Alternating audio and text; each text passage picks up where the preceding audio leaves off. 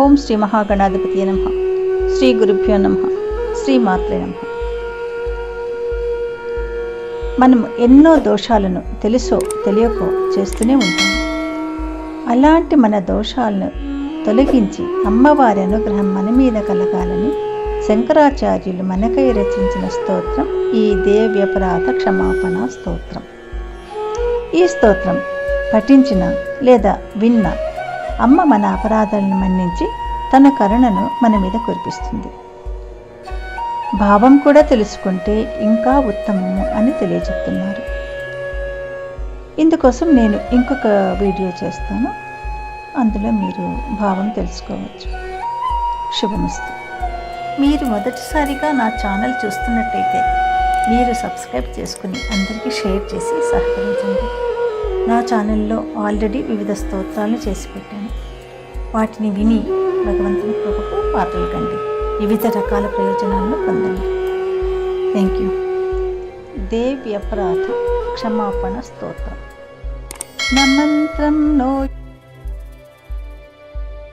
స్తుతిమహో న చాహ్వానం ధ్యానం తదపి చ న జానే స్తుతి కథాః న జానే ముద్రాస్తే తదపి చ న జానే విలపనం పరం జానే మాతస్త్వదనుసరణం క్లేశహరణం విధేరజ్ఞానేన ద్రవిణ విరహేణాలసతయా విధేయా శక్యత్వాత్ తవ చరణయోర్యాచ్యుతిరభూత్ తదేతత్ క్షంతవ్యం జనని సకలోద్ధారిణి శివే కుపుత్రో జాయేత క్వచిదపి కుమాతా న భవతి పృథివ్యాం పుత్రాస్తే జనని బహవః సంతి సరళాః పరం తేషాం మధ్యే విరలతరలోహం తవ సుతః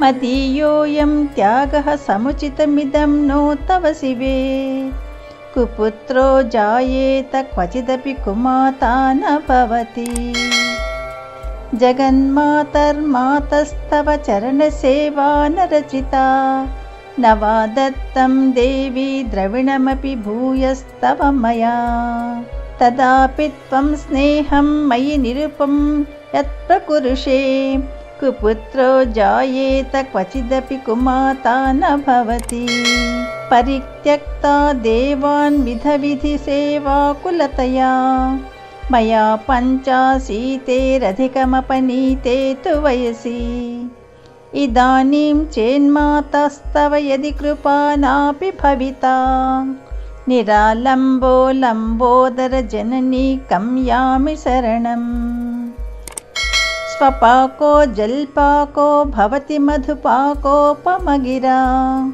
నిరాతంకో రంకో విహరతి చిరం కోటి కనకైః తవాపర్ణే కర్ణే విశతి మనువర్ణే ఫలమిదం జనః కో జానీతే జనని జపనీయం జపవిధౌ చితాభస్మాలేపో గరళమశనం దిక్పటధరో జటాధారీ కంఠే భుజగపతిహారీ పశుపతిః కపాలీ భూతేశో భజతి జగదీశైకపదవీం భవానీ త్వత్పాణిగ్రహణ పరిపాటీ ఫలమిదం న మోక్షాస్యాకాంక్షా న చ విభవవాంఛాపి చ న మే న విజ్ఞానాపేక్షా శశిముఖి సుఖేచ్ఛాపి న పునః అతస్త్వాం సంయాచే జనని జననం యాతు మమ వై మృడాని రుద్రాణి శివ శివ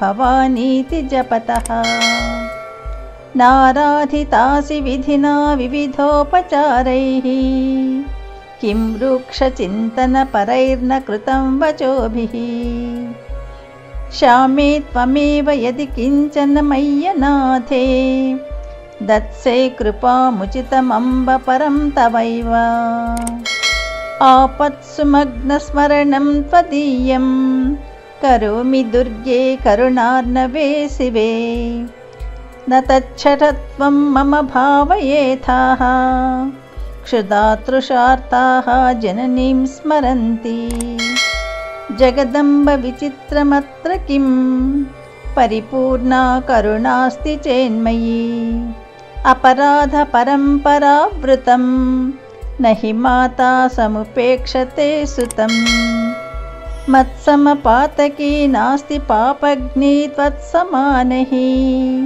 ఏవం జ్ఞాత్వా మహాదేవి యథా యోగ్యం తథా కురు. ఇది శ్రీమచ్చంకరాచార్య విరచితం దేవ్యపరాధక్షమాపణస్తోత్రం.